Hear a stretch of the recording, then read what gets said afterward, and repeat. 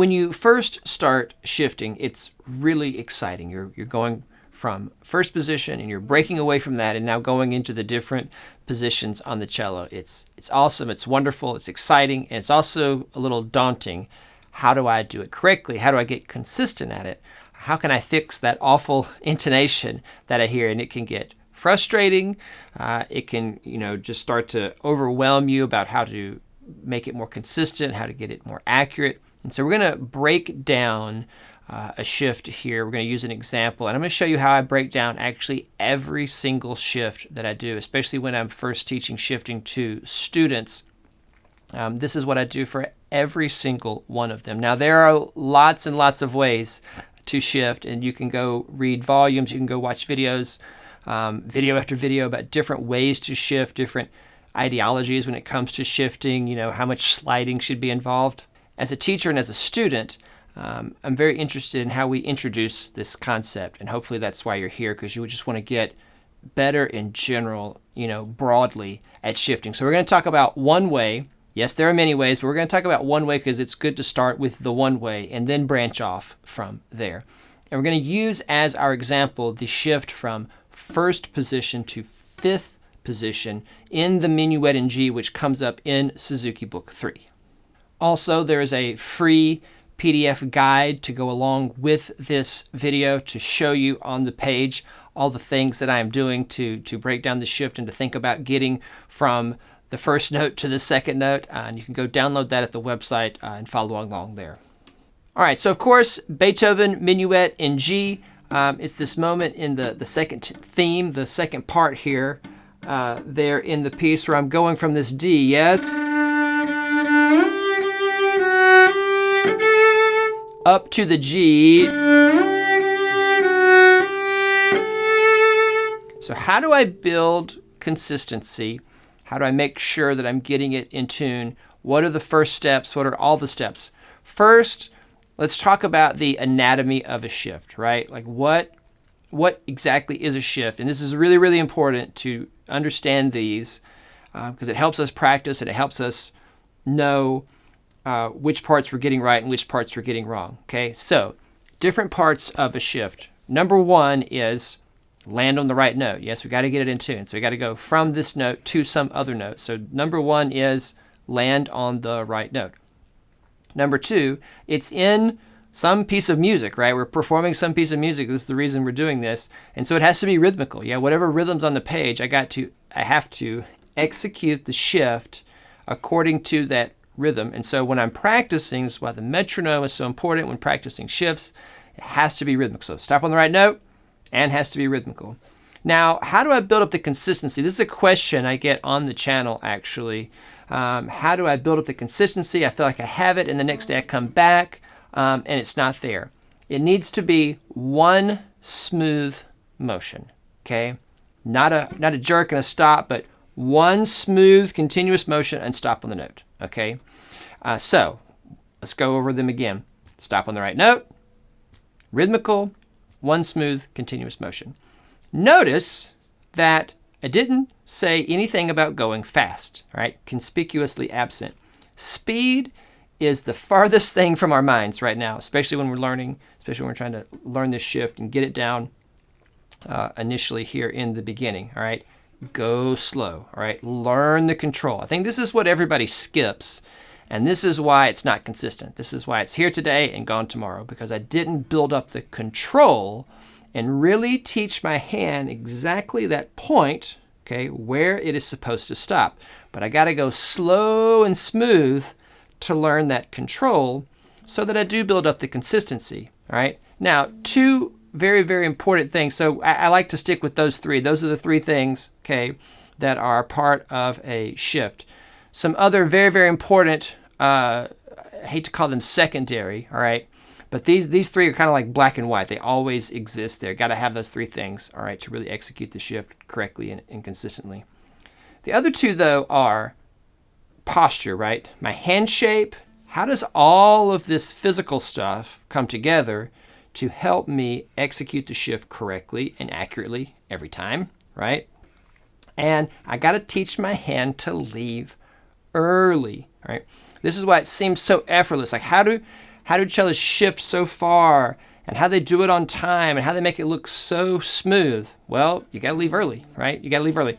Now, this is one of the many, right? There are many ways to shift. You don't always have to leave early, but I think when you're first learning, I think when you get to Minuet and G here in Suzuki Book 3, you need to leave early, all right? We need to teach your hand to leave really, really early, okay? Now, we said stop on the right note is priority number one. It's the first thing. So what I do more and more every time when I'm doing a shift, when I'm teaching a shift, and I have a big one myself, is play it in different places on the instrument, right? So in this case, I'm going from a D. So this is one way to do it, is to play this harmonic and then go to fourth position, right? Because if you're shifting to fifth position, if you're on Minuet and G in Suzuki Book 3, you should be pretty comfortable with fourth position, all right? Remember, fourth position, next easiest after second and third. We should be really comfortable getting that ringing tone in tune on a regular basis. If we're not, we probably need to back up in the books, all right, do some more scale work. So that's first way. Here's a second way. In first position, all in first position. I want to play it in a place where I feel really comfortable that the intonation is completely correct. So that means playing it down here and going. And yes, while we're doing all this, while we're practicing shifting up there, we want to prioritize getting to that second finger, all right, getting to that G. But let's go ahead and practice the A while we're up there doing all this to make sure that it's also in tune, since it is kind of a high note for us at this point. All right, maybe I could introduce a little bit of playing in position here. I find the ringing tone first. Get really, really anchored here on the cello, and then do it like this. And that's almost the same fingering as I'm going to have up high, except I'm using my fourth finger on the A. Let's do that again.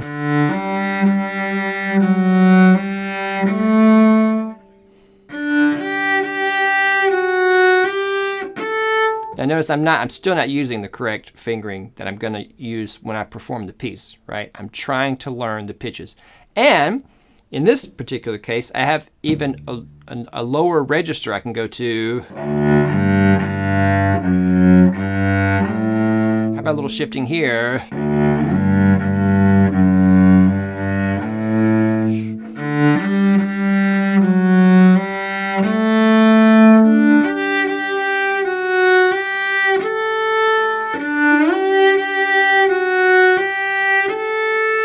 I can do better.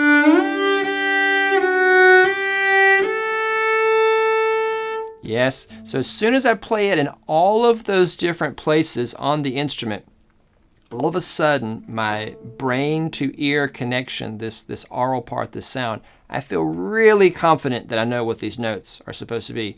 Whether we realize it or not, maybe we do realize it, maybe we don't realize it, we are definitely connecting. Oh, I don't like to say it, muscle memory. All right, my least favorite term. I have to make a video about why. But muscle memory, we all say it, so let's just say it.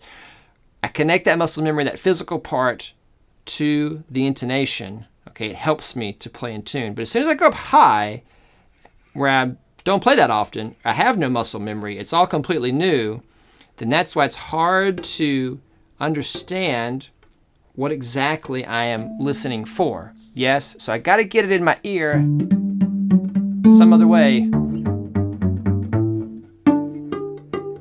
Ooh, it went sharp, yes. Oh, now I feel really confident about the intonation, or about what the intonation is supposed to be.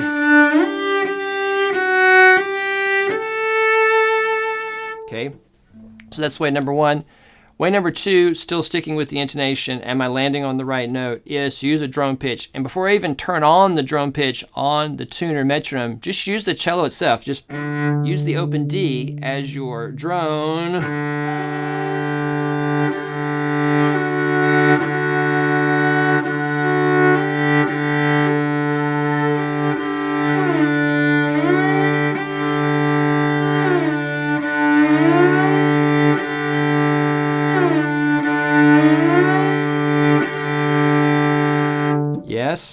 And notice I am sliding. I'm going to get to that in a second. Now, metronome. I love half notes, and I love half notes on 80. Okay. By having a half note, by having 2 beats, this is how we're going to help teach our hand how to leave early. Okay. So here, let's look at the page together. Here's what the actual notes are from the Minuet in G, the big shift that we're talking about here. When I break it down for practice, it looks like this. Now, in the actual Minuet in G, as far as the bowing goes, these 2 notes are slurred together. Yes? All right. So we're automatically, by the nature of the piece, going to leave on the old bow. But for the sake of practice, all right, for the sake of this video, let's pretend in our half note version, our broken down version, let's pretend they are not slurred, okay? Let's pretend they are separate bows, all right, and that we need to teach our hand to leave on the old bow. Because even with the slurred notes, we're still leaving on the old bow, all right? We're still leaving early is the idea. Remember, I mentioned this is really, really important part of practice. So let's pretend they're separate here for a moment, and that's going to help us with the slur later on. Okay, I'm going to put on our half notes of 80.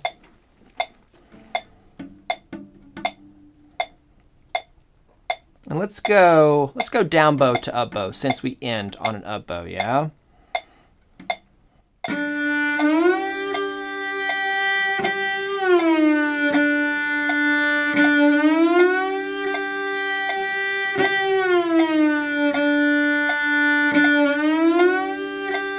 Notice I am changing bow with the metronome, with that click. And I'm leaving right at the beginning of the half note, yeah? So maybe you're just starting out with shifting, or this is a completely new concept to you. The half note helps us because even if you leave on the second beat, you're still leaving early. Yes, try to teach your hand to leave really early. Give yourself lots of time. Of course, it also depends on how big the shift is. If it's just a half step, if it's just a tiny little whole step there, then maybe you don't need to leave quite as early. But we have a good distance here. Going from first to fifth is a pretty big leap. So I say you can leave as early as you want to, as you possibly can. Let's do it again. Let's switch the bowing up. Let's go up bow to down bow.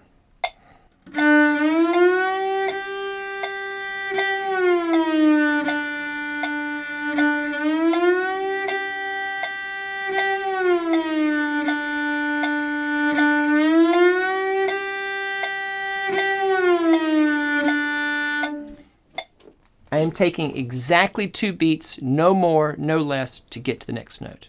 And I am changing right on the half note. So in this way, by doing this, I am playing really, really rhythmically, and I'm teaching my hand to get to a note within a certain time frame. Doesn't matter that it's too slow, doesn't matter that it's half notes, it is rhythmical, it is controlled. This is how I build consistency. This is how I start to be more accurate more of the time. Now, we said stop on the right note. We said be rhythmical. One smooth, continuous motion, right? So you can actually say it all together in one big definition.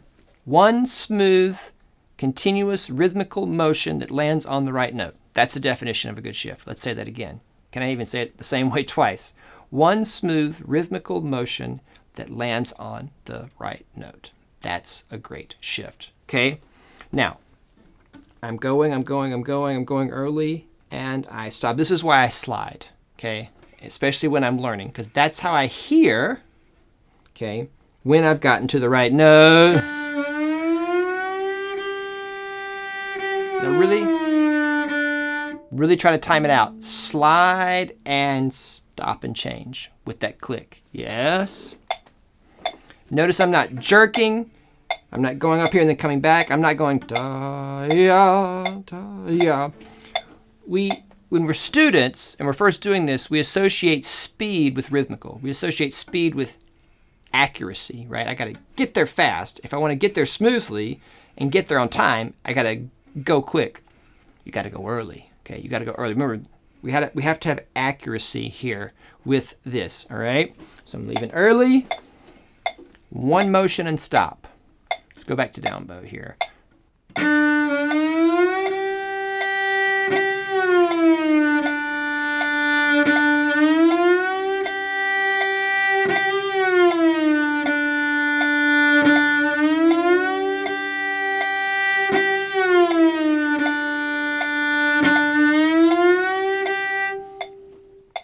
Over and over and over again until I feel really comfortable with the one smooth motion and stopping on the note. Yes? And maybe I could even combine with my open D string, okay, and the metronome.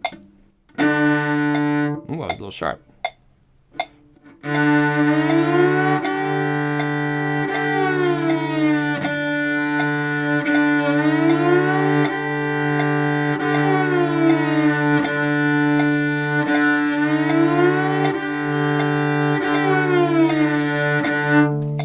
While we're doing this, as long as you have the drum pitch going, remember, we want to hear that D to G. Yeah, D to G, because that's what we're performing.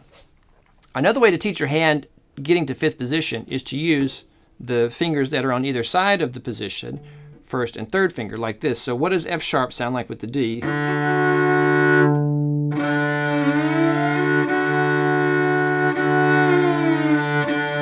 And that way I'm teaching my whole hand to go there. Ooh, I was a little flat.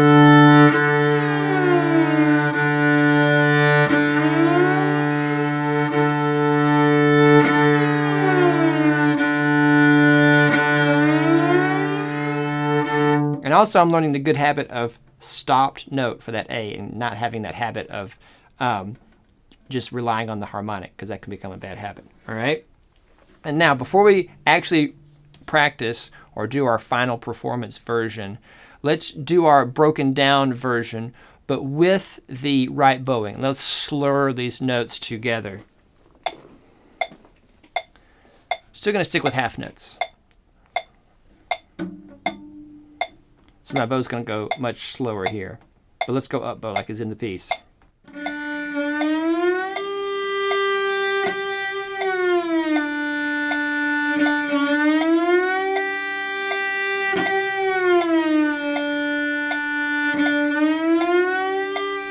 Notice I'm still trying to stop there on the half note, right?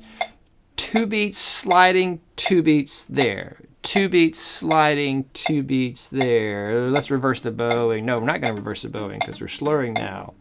Ready?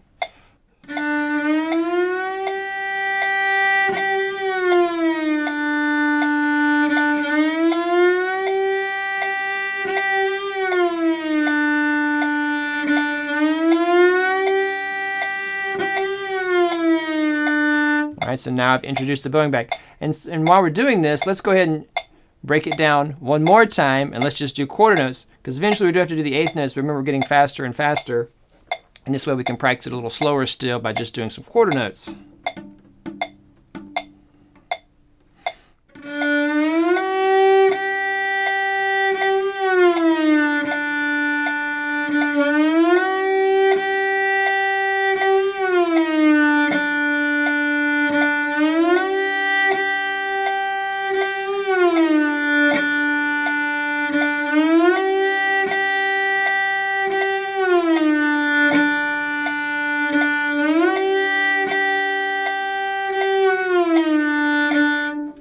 Let's get lots of extra reps in by taking out the pause, right? So I'm not going to do the half note when I land like this.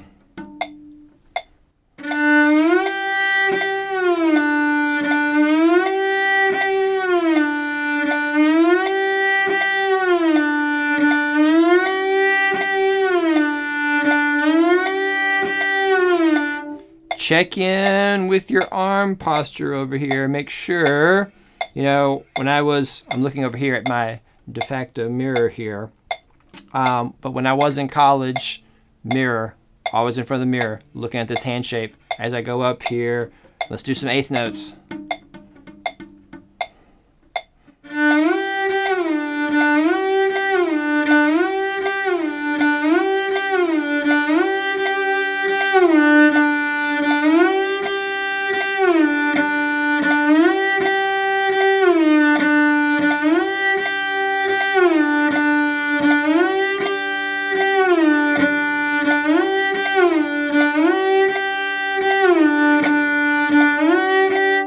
maybe I like this version the best because I do have to play a G quarter note after this. All right, here we go.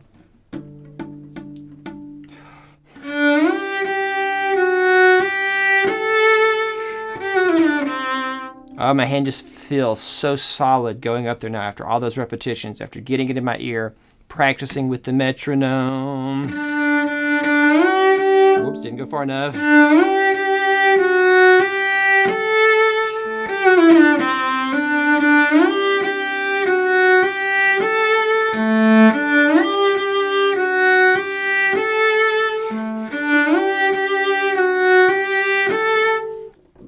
All right, so I still need some repetitions myself here, all right, to get back into this shift. And this brings me back to this question of consistency. You know, you have to understand that this has to be practiced over several days, right? You're preparing this piece. It doesn't just happen overnight. It has to be practiced over and over again. You have to come back to it over several days for a few weeks. Then it's really, really solid and ready to perform. I think sometimes we get this consistency worry, or we get this consistency question because we've practiced it for a day, all right, and we expect it to just be super duper golden, solid, consistent the next day. And that's just not reality, okay? You have to practice it daily over time to really, really get super duper consistent with it, all right? But if you'll go through these steps, if you'll do these things like I've shown you here on the guide, you will get much better at shifting much faster. Now, if you are looking for ways to practice even a bigger shift, I have another video where I use the Misc, which comes later in Suzuki Book 3, but the big octave shift up way up high to the C up there is in this video right here.